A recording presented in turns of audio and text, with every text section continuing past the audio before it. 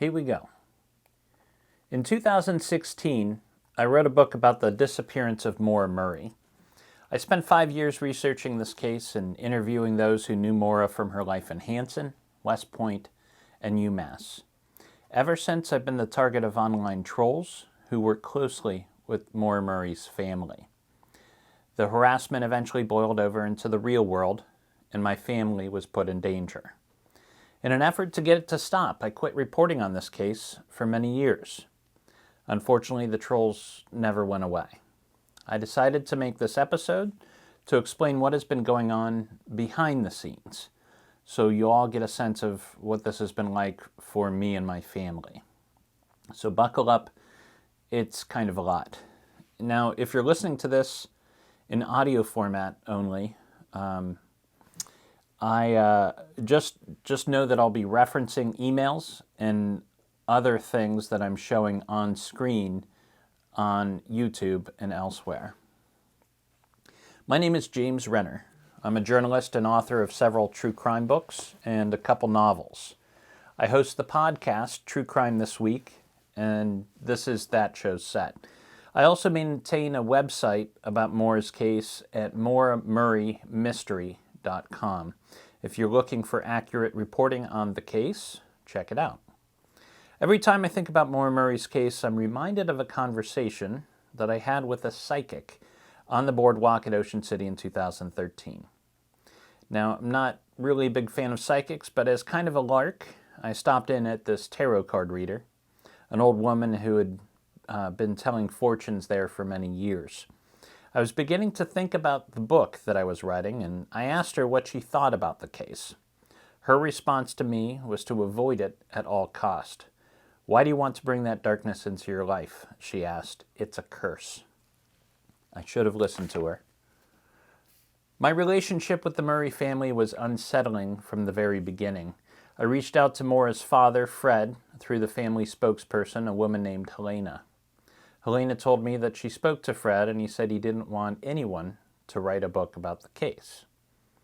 And I think this is where a lot of criticism stems from. If the father doesn't want you to write a book, why'd you do it anyway? A couple reasons. One, Maura was not a child who was simply abducted from home. She was an adult, and there were no signs of foul play. In fact, there was every indication that she had gone off on her own. She had made plans. Two, a number of her classmates and friends at UMass did want to talk about it and thought it was an important story to tell. But also, I was 33 years old, young, eager, not yet jaded, much more hair on my head, and I had a hunch there was much more to this story. If I had truly known that going forward would subject me to over a decade of harassment, I might have made a different choice. I certainly will never write another book about a missing person without the family's consent. But I stand by the book, and I'm proud of what I accomplished with it. I suspect the reason Fred didn't want a book written about Maura was because he knew that any decent journalist would uncover the trouble Maura was in when she disappeared. Events and decisions that certainly serve as prologue to her journey into the White Mountains. For instance, while attending West Point, Maura had got caught stealing from a commissary at Fort Knox. She went in front of a judicial review board there who found her responsible, and according to multiple sources, that board was going to recommend that she be removed from the Corps of Cadets. But they allowed Maura to withdraw from West Point a few days before her sentencing, so it would not end up on her record. Maura started attending UMass Amherst at that time and ran with the track team for a bit, where she began an affair with a track coach who liked to stay in the White Mountains. She kept the relationship a secret because of the drama it might cause him, and because she was also still seeing a West Point cadet named Bill Roush. I've gotten a lot of criticism, too, for reporting about this affair, and also about how Maura and her friend at UMass met up with 3 young men for group sex after hours at the athletic pool. But first of all, who didn't experiment in college? Who the fuck cares? But it was newsworthy. Why? because the girlfriend of one of those young men eventually reached out to police to suggest he was involved in her disappearance. Finally, at the time she disappeared, Maura was in trouble for credit card fraud and identity theft after getting caught using stolen credit card numbers to order food. Here's her mugshot. She'd also just wrecked her father's car and could have been charged with reckless op at the very least. All of this is relevant because her criminal history surely would have impacted her chances at becoming a licensed nurse. I believe at the time she disappeared, she knew she would never be a nurse. These are facts. Like any journalist would have, I reported on them. This is around the time when Maura's sister Julie gets involved in the periphery of what I was doing. Julie's boyfriend, might have been her husband at the time, this guy was a lawyer. They both lived outside D.C. He started calling me on my cell phone and telling me that I was doing a good job and there was important information that needed to come out. He didn't give me his name at first, but eventually I figured that out. And later, Julie confirmed that it was in fact him. I attempted to contact Julie directly to see what this important info was, but never got a reply. Knowing this book would come out regardless, I needed to give her every opportunity to respond. So I drove out to her apartment, and a woman let me into the lobby. When Julie and her guy returned home, I asked her about it. The conversation got heated immediately, and I left. She never told me what this important information was, and I didn't speak to her directly again for many years. Things got very ugly after the book was released in 2016. Following its release, I became the target of an army of obsessive internet trolls that worked closely with Julie and the Murray family. There were 3 in particular who worked as a team to constantly harass me for many years. That would be Troy Kilman, who ran the official Facebook page, and Scott Wall and Aaron Larkin, who both ran another Facebook page devoted to the case. These were not just Facebook administrators, they were also friends of Julie Murray. For CrimeCon 2019, Julie brought Aaron and Scott with her as guests. A couple years ago, a Facebook page appeared online called Maura Murray Free Press, which posted updates on the case as well as made up stories about me that people thought were true because of the page's name. Stuff like I was operating an OnlyFans page. Now, honestly, please don't picture that. Sorry for the visual.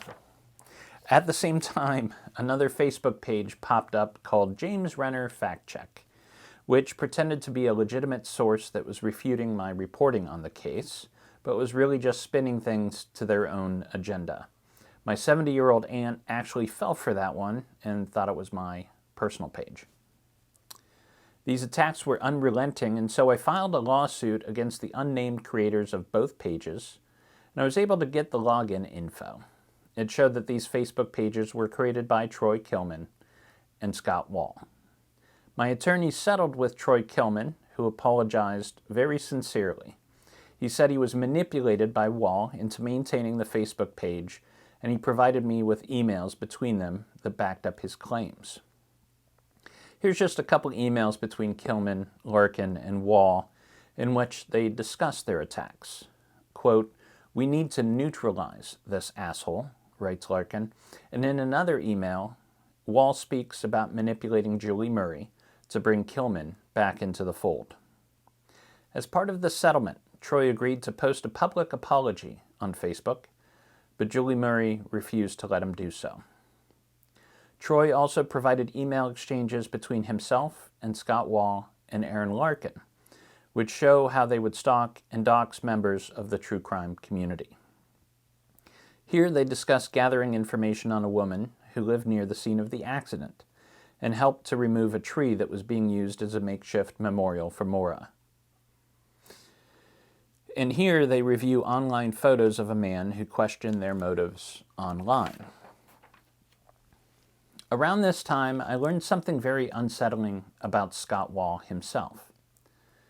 Scott Wall was the subject of an FBI investigation into Child P, as we'll say for the algorithm, According to court documents, law enforcement observed a computer using IP addresses assigned to Scott Wall, using Gnutella peer-to-peer network to share a large collection of child P over the internet. They found search terms on his Dell laptop for Lolita and 13-year-old. Most alarming, the FBI was monitoring the internet usage at Wall's home on the anniversary of Maura Murray's disappearance and found that someone inside was viewing news reports on Maura's disappearance and looking through folders of photos of Maura on their computer while also viewing P involving a 13-year-old child. The FBI raided Wall's house and confiscated hard drives found in a locked safe. But luck favors the foolish. Scott had left his laptop behind at a job in Florida, and it was currently in the mail on its way to his house in Virginia. As soon as the feds left, Wall went to the postal office and waited until the laptop arrived. Then he destroyed the laptop. Wall chose trial by judge instead of jury, and got off in part because the FBI was not able to successfully show any evidence from the laptop that linked the files to it. I reached out to a law enforcement official connected to the case, and he told me he wakes up every morning and turns on the news expecting to find Wall on it for doing something horrible. At the time Julie invited Scott to attend CrimeCon, she knew about these charges. Now let's talk about Aaron Larkin, who ran one of the Facebook pages and produced a podcast on the case. Larkin went to school with Maura at UMass and once told me that she thought she had passed by the scene of Maura's accident the night she disappeared. She was in the White Mountains at about the same time. She later changed her story. After befriending the Murray family, Larkin made it her goal in life to ruin mine.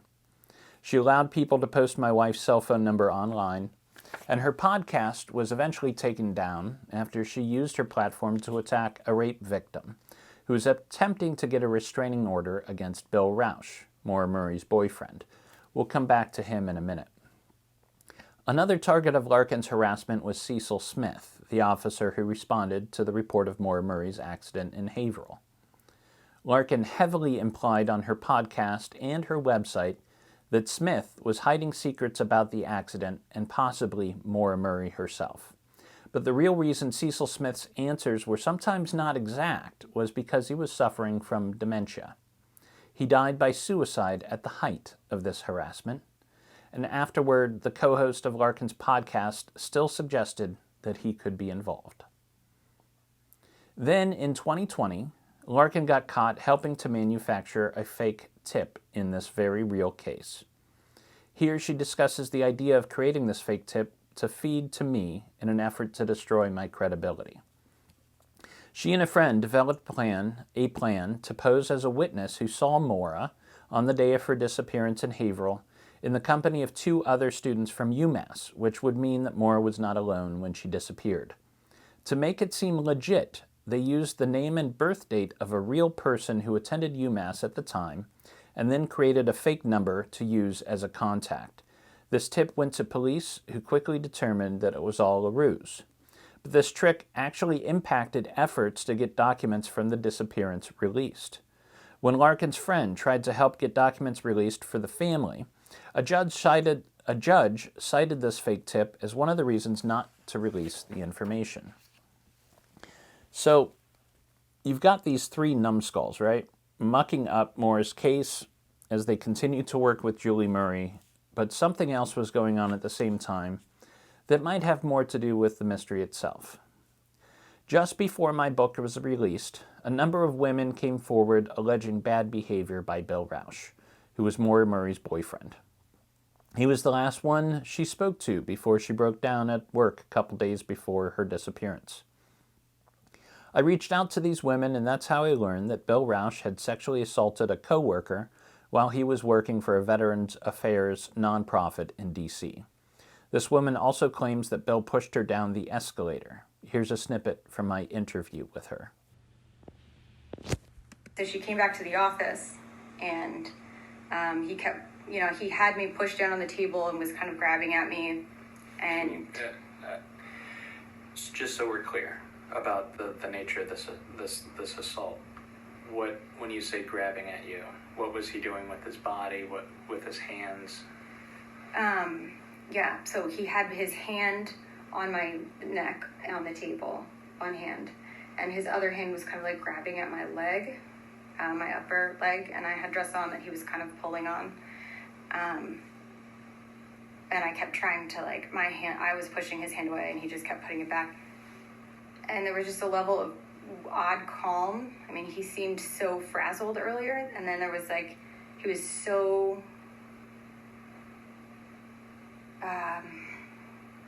unconcerned. He kept doing it, and it was it was like a robot. Like when I would look at him and ask what he was doing, he would just smirk and push me back down. And then he was pulling my dress, and I would push his hand, and he just would put his hand back there, not with any rush. I mean, he just felt so comfortable, it seemed to me, which was another level of unnerving for me.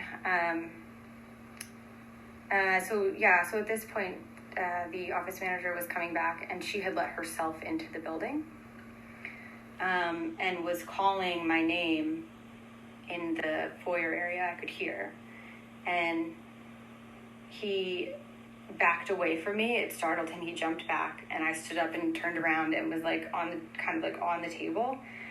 And he said, "Don't fucking say a word." After the women told her story, others came forward. One woman who knew Bill at Fort Sill claimed that months after Maura's disappearance, he put her hands on her neck and said he was going to do what he did to Maura Murray. The victim in D.C. filed charges against Bill, and Bill was indicted for felonious sex abuse in D.C. Superior Court. He would eventually accept a plea deal and accept guilt for attacking this woman, but in the end he received only a misdemeanor and no jail time. The woman that was attacked by Bill wanted to speak to Julie Murray about her experience, and for a moment it seemed like that this was going to happen, but Julie never followed through. And as I was searching for more victims of Bill's, when word got back to Julie, she shared that info with Bill. Back to Bill. While he was under indictment, Bill continued to harass women. At the time he was married, but he was having an affair with a woman he had worked with in D.C. After he was charged, he told his mistress to delete their conversations off his phone, destroying possible evidence. Shortly after that, his mistress broke up with him, but he didn't like that and started showing up at her apartment with gifts like a laptop in hopes of getting her back. His behavior eventually caused this woman to seek a restraining order, which Bill's lawyers fought, or his lawyer, anyways, fought. In fact, they made her have a 3-day hearing for this restraining order, part of which Bill's attorney made this woman watch one of their sex tapes while on the stand. In court, this woman revealed that Bill would sometimes ask her to role play as Maura, then choke her and call her a whore. She said he paid her to have sex with a friend of his from West Point, who was then working at the White House. She would videotape these encounters for Bill using a hidden camera in an alarm clock, which he had provided to her. She won her restraining order, and Bill was forced to pay for her security system and attend domestic violence classes. A few months later, Bill's mistress was able to get that restraining order extended after Aaron Larkin contacted her asking her to return some jewelry that Bill had given her. What Larkin's interest was in that jewelry, or Bill Roush, is up for speculation. Now, as this indictment and restraining order were happening, I started getting harassed by several social media profiles. On Twitter, the worst one was an account going by the name Anti-Bully Batman. I know this is kind of ridiculous. We're talking about tweets and things like that, but bear with me. This anti-bully Batman stuff, this account often claimed that I had something to do with Maura's disappearance, even though I had no idea who she was until about 2010. Bill's mistress revealed to me that this Batman account was actually Bill Roush himself, which he later admitted. What frightened me the most about this was that Bill was stalking me online while he was stationed with the Army in East Africa. Roush worked in the Army's PsyOps program, and his job in East Africa was working in misinformation and monitoring chatter on Twitter by ISIS and other terrorists. He was using government knowledge and material to stalk and harass me, an American citizen and journalist. Somehow he was never prosecuted for this, though there were 2 separate investigations by the Inspector General. Bill's mistress also revealed to me that Bill was using another fake account on Reddit, this one under the handle DS Joe Friday, and he was using that fake account to steer the narrative of Maura's case online. Of course, I reported all of this as it happened on my website, MauraMurrayMystery.com. And in retaliation, both Aaron Larkin and Scott Wall sued me for defamation. Aaron asked for $650,000 in damages. Scott Wall filed suit for $25,000. To put that in perspective, Donald Trump was just ordered to pay the New York Times $400,000 for his defamation case. Now, both cases were dismissed or withdrawn, but for Aaron and Scott, it was never about winning the court case. It was about trying to bleed me dry in lawyers' fees. In the midst of these lawsuits, Julie Murray reached out to me to ask for my help, which was, very weird. But of course I said yes, even though at any moment she could have told Aaron and Scott to drop these frivolous lawsuits. Julie wanted all the information I had about an internet troll that she thought might be involved in her sister's disappearance. I gave her everything I had.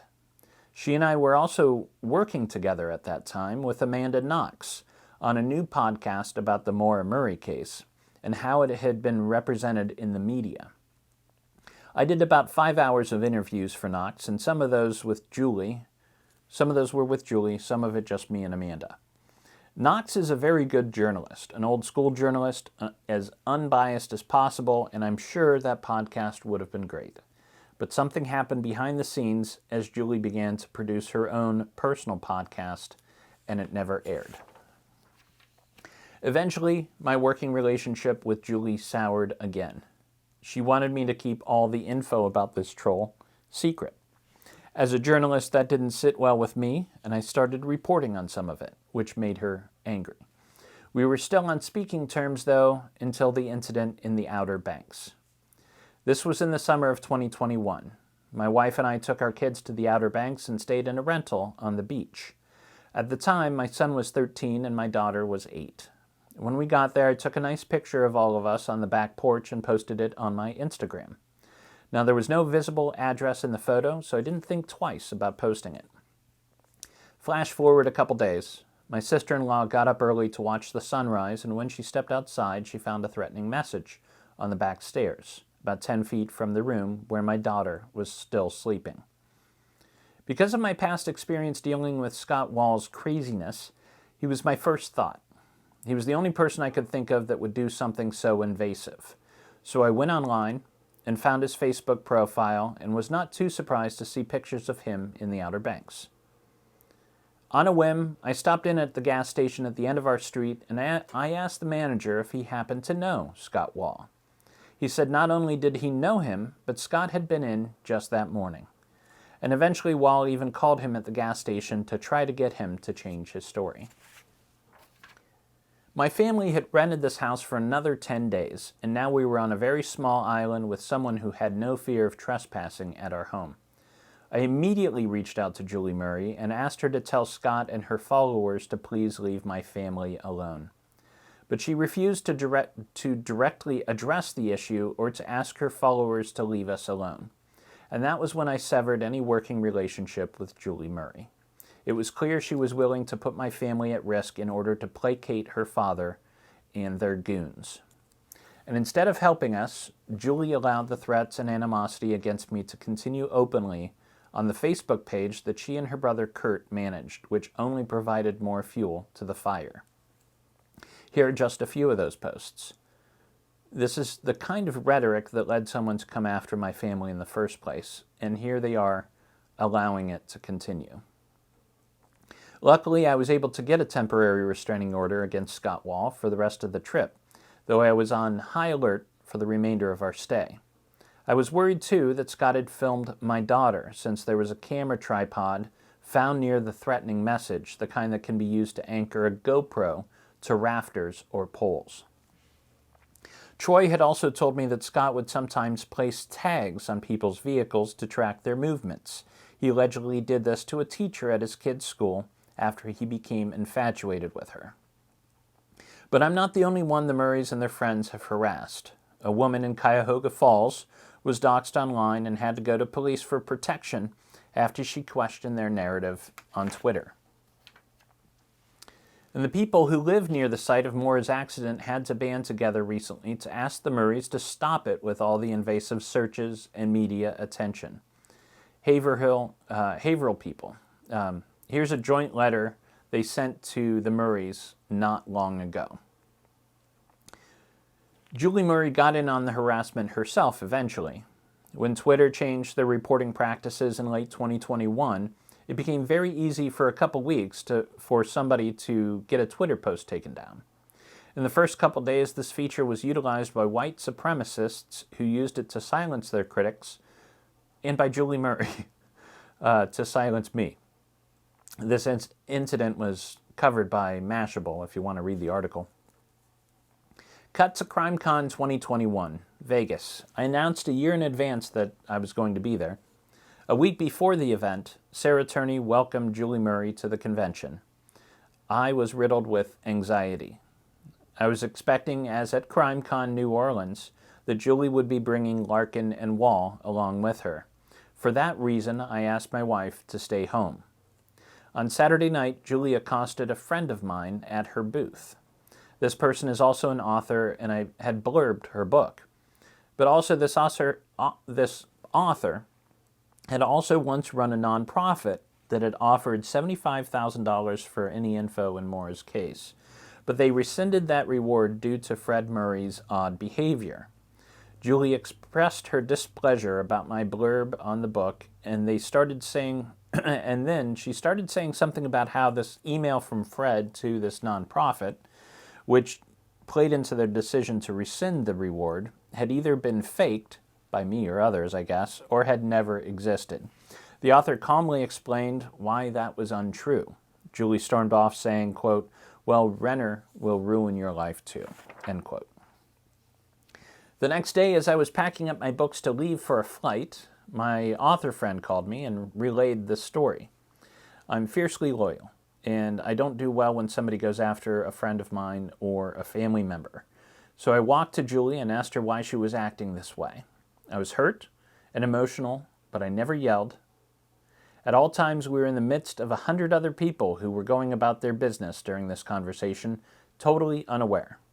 I felt it was a safe environment to do this, as the convention hall was crowded with witnesses, and I assumed there were security cameras all around. Spoiler alert, there were not. We were in a convention area. Apparently, they don't keep cameras in there. I asked her again about why she couldn't have helped us during the Outer Banks incident, and she remained silent. I believe the only thing she said was that there was no record of this weird email from Fred to this nonprofit. I told her that she was lying and walked away. As I finished packing, security stopped by to say, "Hey, what the fuck is going on?" I gave them my side and said I was on my way out. At no time did anybody ask me to leave, but I was happy to vamos anyway.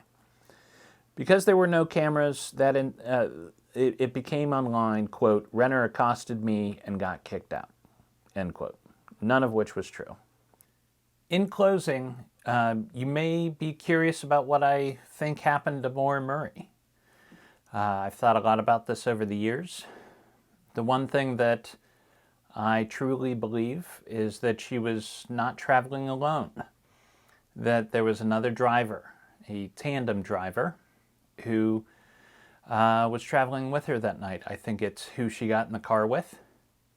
And I think they made it to their destination, whether that's a condo or a hotel up there. Then I think one of two things happened. Either she used a battered women's shelter to help her get a new identity. That's what I hope happened. I hope she's still out there, alive, peaceful, happy. But the more likely outcome, I think, after all these years, is that somebody who joined the search.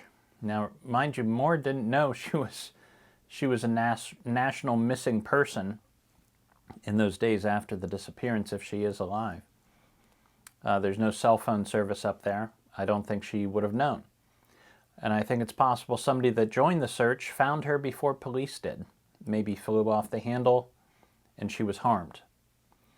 That means we're looking in the wrong place and the wrong time. So one of two things in my mind that's the best explanation I can come up with. All I've ever wanted is peace. I think it's very unfair that I'm attacked for a book I wrote 8 years ago. A book that brought Maura's case the attention it deserved. Anyway, that's what's been going on with me. What's up with you?